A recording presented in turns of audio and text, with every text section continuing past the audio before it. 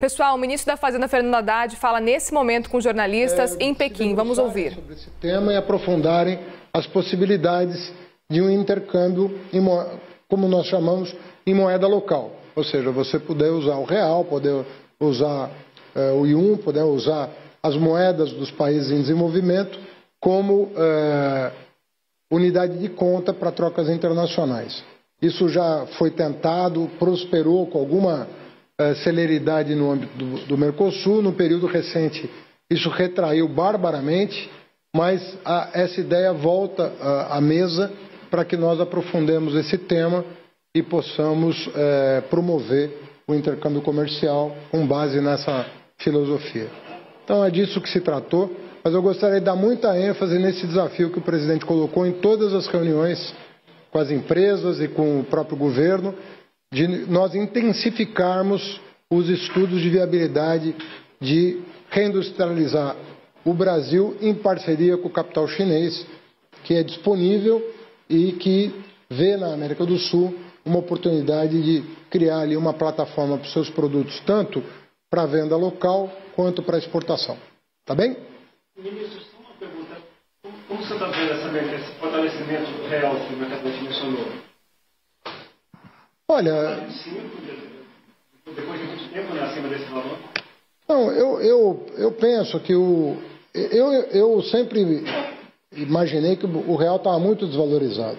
Né? Não havia razão, sobretudo depois de fixar a taxa de juros num patamar atual, coisa que já vai para quase um ano.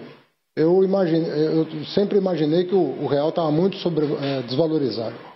E que se nós tomássemos as medidas que nós estamos tomando, se o Congresso for sensível a essa agenda que nós estamos estabelecendo de recuperação da base fiscal, né, que dá sustentação para o Estado Nacional, se nós formos bem-sucedidos também frente ao Judiciário em relação a temas que têm impacto fiscal muito forte e sobre os quais nós temos muita segurança de estarmos na direção correta, eu penso que seria natural o real voltar para um patamar mais adequado. Nós temos um câmbio flutuante, portanto, a nossa política é deixar flutuar.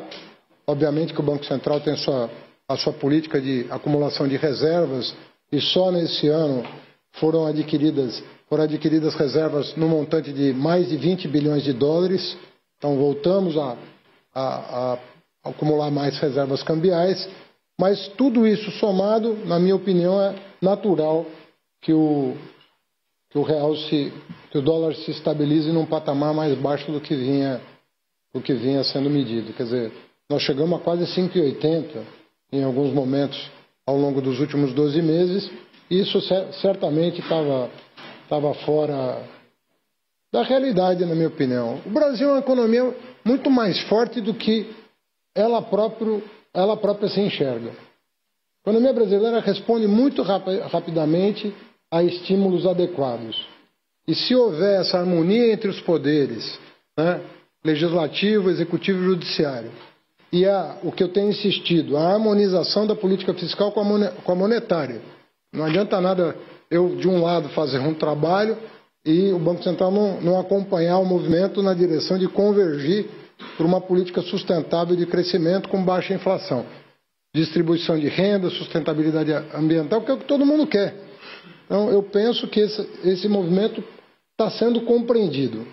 Se nós tivermos êxito na sua implementação, e isso não depende só do Executivo, mas eu penso que está bem endereçada a questão falávamos aqui com o presidente Pacheco durante toda a viagem, né, sobre os prognósticos dele, sobre como essas medidas serão recebidas no Congresso, o clima para restabelecer a confiança, colocar a economia brasileira para andar. Eu penso que nós vamos ter boas notícias daqui para frente. Nós estamos fazendo nossa parte, é um esforço muito grande técnico que está sendo feito na área econômica, não só no Ministério da Fazenda, apoio da Casa Civil, do Planejamento, do MIDIC, do Ministério do Desenvolvimento, representado aqui pelo Márcio Elias Rosa. Eu penso que nós estamos fazendo um trabalho conjunto, remando todos na mesma direção.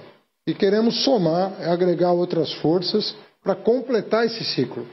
Porque eu tenho segurança de que se nós completarmos esse ciclo, nós vamos ter boas notícias na área econômica aí pela frente. Ao longo dessa viagem, falou-se muito sobre a possibilidade de diminuir a dependência dos BRICS como em relação a... também se falou muito as estimativas que essa visita vai gerar pelo menos 50 bilhões... Vamos ouvir agora a pergunta. Me apresentar, dando prazeres da BBC News Brasil.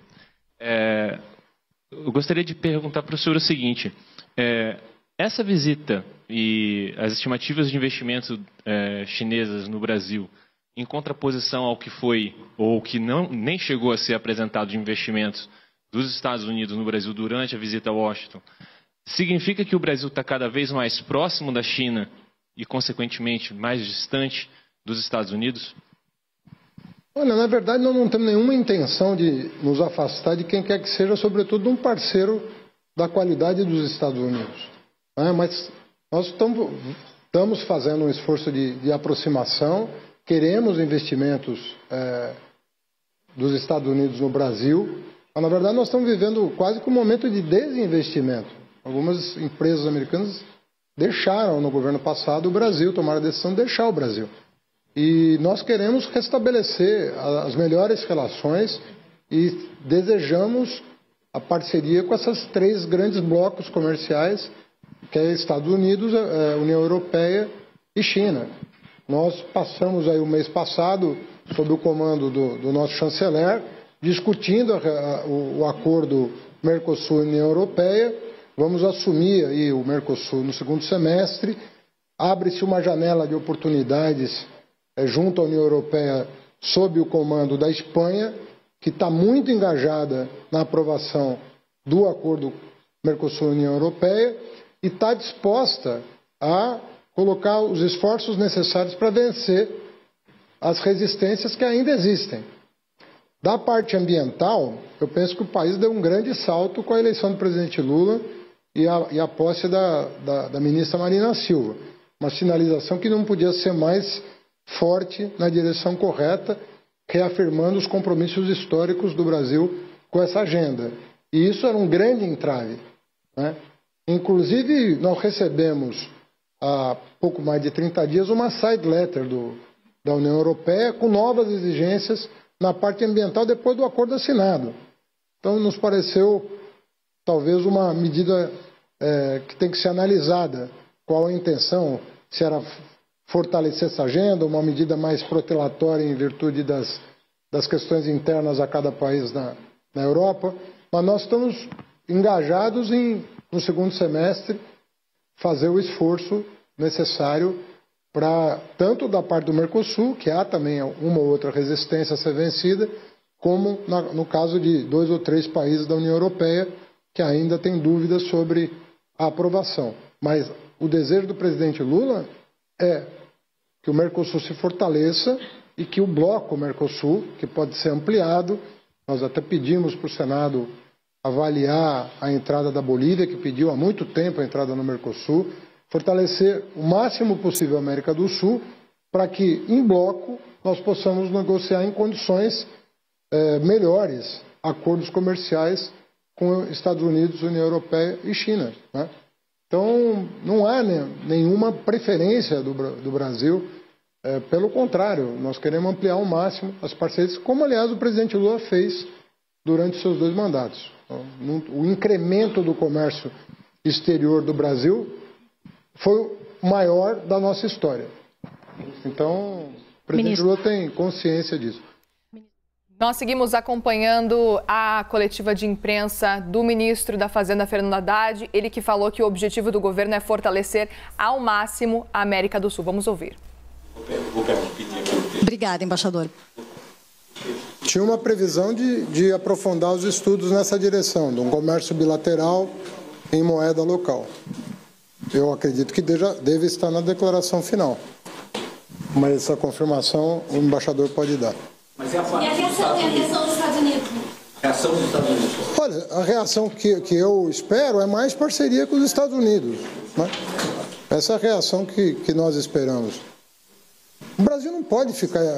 Nós temos que vencer a etapa anterior de isolamento do país. O país não pode estar isolado de ninguém, o país é grande demais para ficar escolhendo parceiro. O Brasil não tem tamanho para fazer parceria, né, com esses grandes blocos e outros países em acordos bilaterais. Então não faz nenhum sentido você fazer a opção entre se aproximar de um para se afastar do outro.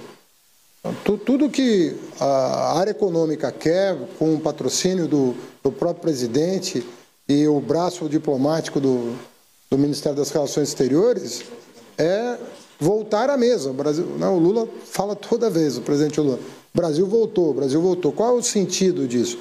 Voltou para o mundo, não é para um lado ou para outro. E a nossa intenção é aprofundar as parcerias. Nós vamos lançar vários projetos de PPPs, convidar o mundo a participar. Nós temos uma agenda importante na área do saneamento, por exemplo, que é a promessa de universalização em 10 anos. Isso vai exigir muito capital e nós sabemos que o Tesouro vai dar aval para as parcerias. Nós não temos empresa de saneamento, o governo federal não tem empresa de saneamento, mas nós vamos aportar o aval necessário para que as empresas privatizadas ou públicas possam fazer o compromisso de universalização com apoio federal. E isso para falar só de uma área, só de um setor. Mas tem todos os outros, ferrovia, rodovia, é muita coisa para nós caminharmos sozinhos.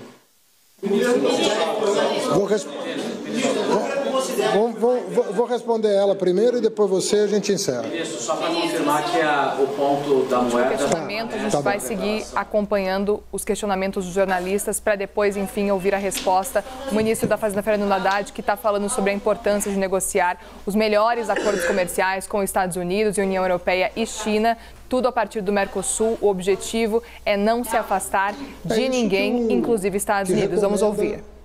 O memorando final, né? A declaração é essa, de que nós estamos incumbidos de fazer esse tipo de análise. Com quem?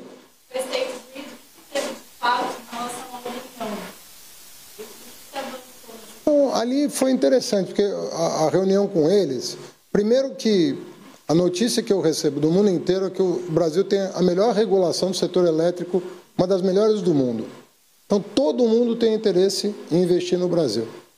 Obviamente que foram feitas considerações de ordem ambiental, respeito às reservas, aos traçados e tudo mais, mas todo mundo tem muito interesse em investir no setor elétrico brasileiro, tanto é que nunca faltou investidor para esse setor. É um setor que, depois de bem regulado, trouxe muito mais notícias boas para o Brasil do que ruins, né? Nós estamos aí com reservatórios cheios e matriz elétrica praticamente integrada com poucas lacunas a serem preenchidas. E os editais vão sair para garantir essa integração final, e não só aqui, mas em Davos, nos Estados Unidos. A pauta de energia elétrica era: não mexam no marco regulatório, estamos dentro, né? Qualquer edital que sair, nós vamos participar. Rodrigo, na região do Metrópolis, o governo considera que foi mais bem tratado aqui na China do que em Washington, quando o presidente Joe Biden, uma visita que foi criticada pela falta de resultados práticos? Do ponto de vista gastronômico, eu diria para você que esse último jantar vai deixar boas lembranças, tá bom? Obrigado.